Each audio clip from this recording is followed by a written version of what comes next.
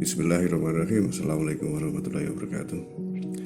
Pada kesempatan ini saya ingin sharing tadabbur terhadap lukisan yang luar biasa tentang Pangeran Diponegoro yang kita sudah kenal semua sebagai salah satu pahlawan nasional kita, memimpin rakyat Jawa semesta ya, dari kalangan bawah petani, jelata hingga bangsawan elit, melakukan perlawanan totaliter terhadap penjajah Belanda. Lukisan yang menurut saya cukup fenomenal, yang mana menceritakan sebuah peristiwa penting dalam sejarah bangsa Indonesia. Sharing tadabbur saya ini terdiri dari 3 segmen. Segmen pertama, sekilas tentang latar belakang lukisannya. Segmen kedua, mengungkap info-info rahasia yang ada pada lukisan Pangeran Diponegoro. Segmen ketiga, korelasi penting semua itu terhadap diri kita saat ini. Oke, segmen pertama yang ingin saya sharingkan kali ini adalah adanya 2 lukisan yang memotret satu peristiwa yang sama, yakni peristiwa ditangkapnya Pangeran Diponegoro pada tahun 1830 di Magelang, yang mana akibat dari penangkapan tersebut berakhirnya perlawanan rakyat Jawa dalam melawan penjajah. Peristiwa ini sungguh monumental dan menjadi salah satu tonggak signifikan bagi Belanda dalam melanjutkan penjajahannya di bumi Nusantara yang sekarang namanya Indonesia ya. Dan yang ini lukisan karya dari seorang pelukis kerajaan Belanda, nama pelukisnya Nicolaas Pieneman. Ini bacanya gimana? Kalau di Inggris bacanya Pieneman. Pieneman, kalau orang Jawa baca Pieneman. Ya punya gitulah. Lukisan ini dia persembahkan kepada Raja Belanda waktu itu. Yang satunya ini lukisan karya seorang pelukis legendaris dari Semarang, dari Indonesia, namanya Raden Saleh Syarif Bustaman. Raden Saleh ini ingin menandingi Pieneman membuat lukisan pada peristiwa yang sama. Dan ini juga sama, Raden Saleh memberikan lukisannya kepada Raja Belanda juga sebagai bentuk ekspresi patriotisme ya, dan bentuk perlawanannya dalam bidang seni ya. Dan kabarnya sejak 1976 lalu lukisan ini sama Belanda diberikan kepada Indonesia dan sekarang tersimpan di Istana Negara Jakarta. Ya, inilah perang antar 2 pelukis ya dalam mendokumentasikan sebuah peristiwa fenomenal yang bersejarah, peristiwa yang sama. Oke, sekarang kita ke segmen kedua. Mari kita cermati rangkaian informasi yang bisa kita ungkap dari pertarungan 2 pelukis atau 2 lukisan ini. Pertama, dari judul. Raden Saleh memberi judul lukisannya Penangkapan Pangeran Diponegoro. Peristiwa penangkapan ini menurut berbagai sumber terjadi pada tanggal 2 Syawal. Jadi suasananya masih suasana Lebaran Idul Fitri ini. Sedangkan Nicolaas Pieneman memberi judul pada lukisannya Penyerahan Diri Pangeran Diponegoro. Letnan Jenderal Marcus de Kock, pemimpin Belanda di Indonesia waktu itu, setelah sebulan penuh di bulan Ramadan melakukan gencatan senjata.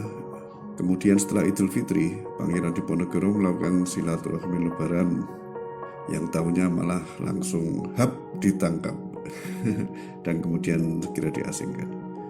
Dari judul saja sudah kontras ya, sudah dari perspektif yang berbeda lah. Oke, yang kedua adalah perspektif dan tone ya. Pada lukisan Pieneman, perspektifnya adalah dari sisi kanan. Sementara Raden Saleh membuat versi kontradiksinya dengan mengambil perspektif dari sisi yang berseberangan, yakni dari sisi kiri, padahal adegannya sama. Perlawanan perspektif gitu ya. Dan kemudian kita lihat tone-nya. Pada lukisan Pieneman, tone-nya ini bright, cerah. Suasana cerah di pagi hari. Posisi cahaya matahari masih condong sekitar 45 derajat ya. Gambaran kondisi sekitar jam 9 pagi gitulah. Mensuasanakan suatu pagi yang cerah, keceriaan, sukacita atas sebuah keberhasilan kemenangan. Sementara pada lukisan Raden Saleh, nuansanya lebih dramatis. Tone warna vintage dengan nuansa coklat jingga menggambarkan suasana waktu senja. yang mana kita semua tahulah senja itu transisi dari siang menuju malam, dari terang benderang menuju kegelapan. Memang sejak momen itu bangsa Indonesia masuk pada era kegelapan yang total ya, penindasan yang ekstrim parah ya. Harkat martabat pribumi Indonesia benar-benar harus dijatuhkan, direndahkan serendah-rendahnya lah pasca peristiwa Diponegoro ini. Dan sejak itu juga kita melihat tidak ada perlawanan lagi terhadap penjajah Belanda hingga 70 tahun kemudian setelah itu. Oke, yang berikutnya superiority atau keunggulan atau dominasi pihak yang dipuja. Pieneman menggambarkan keagungan kerajaan Belanda dengan berkibarnya bendera Belanda. Dan anginnya pun kalau kita lihat adalah angin dari barat, angin dari Eropa, angin dari Belanda gitu maksudnya. Sementara Raden Saleh menggambarkan situasi saat itu anginnya tenang, kalem. Ini bisa kita lihat dari bentuk asap yang relatif langsung ke atas ya, jadi kondisinya tidak ada angin atau angin kalem. Ya pada waktu itu memang belum ada bendera merah putih, belum ada ya. Nama Indonesia aja belum ada ya. Berikutnya pada lukisan Pieneman, Legend de Kock ini mengenakan topi kebesarannya. Topi pejabat itu ibarat mahkota ya, simbol kebesaran, simbol kehormatan, simbol kedudukan. Makanya ada ungkapan angkat topi pada tradisi waktu itu, sebuah frase yang maknanya itu sebuah penghormatan, jadi melepaskan kebesaran atau kehormatan dirinya karena berhadapan dengan zat atau sosok yang lebih agung ya, lebih layak untuk dihormati. Makanya ada angkat topi ya kayak gitu ya. Sementara pada lukisan Raden Saleh, de Kock dan perwira Belanda yang lain tidak mengenakan topi. Jadi semacam kayak ekspresi memposisikan mereka itu tidak lebih terhormat ya selevel gitulah. Lalu di lukisan Pieneman, posisi Pangeran Diponegoro lebih rendah di anak tangga ketiga dibanding si perwira Belanda ini ya. Sementara posisi dibanding Jenderal de Kock ya. Dan posisi Jenderal de Kock lebih atas, lebih tinggi, ditampilkan berdiri dengan gagah, dengan wajah tegas berwibawa, tangannya menuding seperti memberikan perintah ya, menunjukkan superioritasnya ya. Sementara di lukisan Raden Saleh, posisi Diponegoro di lantai yang sama dengan Jenderal de Kock, sejajar selevel gitu ya. Wajah de Kock pun ditampilkan tersenyum ramah dengan gestur tangan mempersilahkan Pangeran Diponegoro, bukan memberikan perintah ya, menunjukkan kesejajaran posisi ya. Kemudian berikutnya di lukisan Pieneman, dua orang di hadapan Diponegoro, pengikut atau keluarganya ini, posisi tubuhnya menyembah, memohon kepada Jenderal de Kock, ingin menunjukkan dan menegaskan posisi de Kock yang superior, dominan dan berkuasa. Sementara pada lukisan Raden Saleh, ini istri Diponegoro, Raden Ayu Retnoningsih, digambarkan terduduk di lantai memegangi kaki Diponegoro. Ekspresi ketidakrelaan ya maklum ya seorang istri ya. Dan orang di belakang Diponegoro yang tertunduk menutupi wajahnya ini ekspresinya sedih. Menurut sejarawan Peter Carey, sosok ini adalah anak dari Pangeran Diponegoro. Di lukisan Pieneman, situasi digambarkan dengan dominasi jumlah pasukan Belanda dari berbagai satuan dengan bersenjata lengkap. Barangkali teman-teman bisa melihat dengan lebih detail, ini seragam dari pasukan Belanda ini ada beberapa seragam ya, ini memang beberapa angkatan itu. Salah satunya ada beberapa angkatan yang didatangkan dari Sulawesi atau dari luar Jawa maksudnya. Dan kita lihat ini kumpulan senjata dari pengikut Diponegoro ditampilkannya tergeletak ya, sebagai simbol telah menyerah gitu.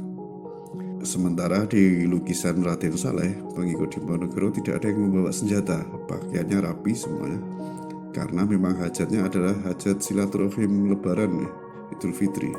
Terus pada lukisan Pieneman, Paras Diponegoro digambarkannya feminin dengan sel warna pink, ekspresi wajah hopeless, putus asa, tatapan kosong, telapak tangan terbuka gitu. Kayak ya menyerah. Sementara pada lukisan Raden Saleh, Paras Diponegoro ditampilkannya maco, tegas gitu ya, dengan mengenakan syal putihnya berornamen, ekspresi wajah geram, menahan marah, garang, menatap tajam kepada dekok ya. Sementara tangan kirinya mengepal dan tangan kanan menenangkan istrinya. Dan ini kita perhatikan wajah-wajah perwira Belanda oleh Raden Saleh dibuat tidak proporsional, ukurannya lebih besar dari lazimnya. Ini memang satu teknik ya untuk mengkarakterisasi gambaran monster, atau kalau di Jawa kan terkenal buto namanya, raksasa gitu ya. Raksasa yang jahat, jelek ya, itu memang digambarkannya dengan kepala besar yang tidak proporsional lah. Ya monster lah mungkin kalau zaman sekarang ya, monster jahat gitu. Dan satu hal lagi yang menarik menurut saya nih, dua prajurit Diponegoro ini wajahnya sama nih. Ini adalah wajah Raden Saleh sendiri. Jadi sang pelukis menggambarkan dirinya seolah hadir jadi saksi pada peristiwa tersebut. Atau ini bisa menunjukkan bahwa sesungguhnya Raden Saleh benar-benar involve atau menjiwai lukisan tersebut. Dan ini memang tidak mengherankan ya, karena beberapa kabar itu menceritakan bahwa kerabat-kerabat dari Raden Saleh, paman, pakde, kakek dan seterusnya itu adalah para pejuang yang emang menjadi pengikut Pangeran Diponegoro. Maka Raden Saleh selain ada koneksi moral patriot, ada juga emosional, ada ikatan emosional pada lukisan tersebut. Nah, mungkin teman-teman melihat ada hal yang lain lagi atau punya pendapat, pandangan yang lain lagi, silakan ditulis saja di kolom komentar. Oke, sekarang segmen ketiga nih. Bagaimana keterkaitan itu semua dengan hidup kita saat ini? Melihat fenomena pertarungan dua lukisan tersebut, elemen dasarnya adalah perspektif atau sudut pandang yang berbeda, yang mana peristiwa yang sama dipotret secara berbeda. Menurut saya, perspektif atau sudut pandang adalah penting. Dan sebuah sudut pandang itu ditentukan oleh persepsi posisi diri. Bagaimana persepsi posisi diri terhadap objek yang dilihat, inilah yang menghasilkan perspektif. Objek yang kita lihat ini sebenarnya bisa apa saja ya, segala apapun objek atau permasalahan yang sedang kita hadapi di kehidupan kita. Dan kalau kembali ke nilai fundamental kita, persepsi positioning diri kita yang menurut saya harus kita establishkan adalah bahwa positioning kita ini adalah hamba Allah. Jadi manusia ini adalah hamba Allah, sehingga posisi ini yang harus bisa membentuk sebuah perspektif atau sudut pandang yang khas terhadap segala permasalahan apapun yang kita hadapi di dalam kehidupan kita. Bahwa sebagai hamba Allah, hidup ini adalah sebuah pengabdian atau penghambaan dengan menjalankan amanah-amanah dari Allah.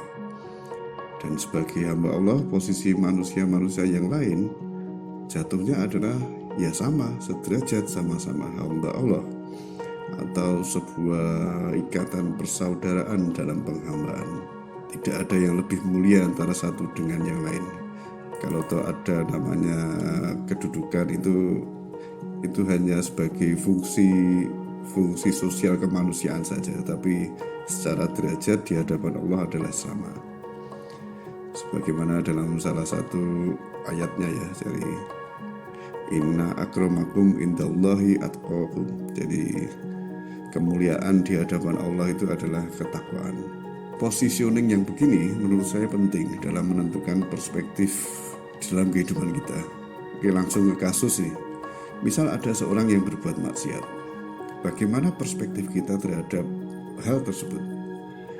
Kalau kita memposisionikan diri sebagai aparat hukum atau hakim, perspektif yang terjadi dengan satu kerangka tata nilai, maka hasilnya adalah kita akan memberikan vonis, kita akan menyalahkan, kita akan menjustifikasi, kita akan memberikan hukuman dan seterusnya. Tapi kalau kita memposisikan diri sebagai hamba Allah, dengan struktur tata nilai yang sama, perspektif yang terbentuk adalah berbeda. Hasilnya justru kita akan mengarah pada bangunan atau sikap egalitarian. Kita akan merasa prihatin, empati, dan kita akan menyeru kepada kebaikan, merangkul dia, membantu dia, mengupayakan untuk menjauhkan dari keburukan sehingga terlepas dari dosa-dosa kemaksiatan. Ya, kurang lebih begitulah sharing saya kali ini ya teman-teman. Semoga sharing kali ini bermanfaat dan semoga kita senantiasa istiqomah dalam menjadi hamba Allah yang baik. Terima kasih. Wabillahi taufiq wal hidayah. Assalamualaikum warahmatullahi wabarakatuh.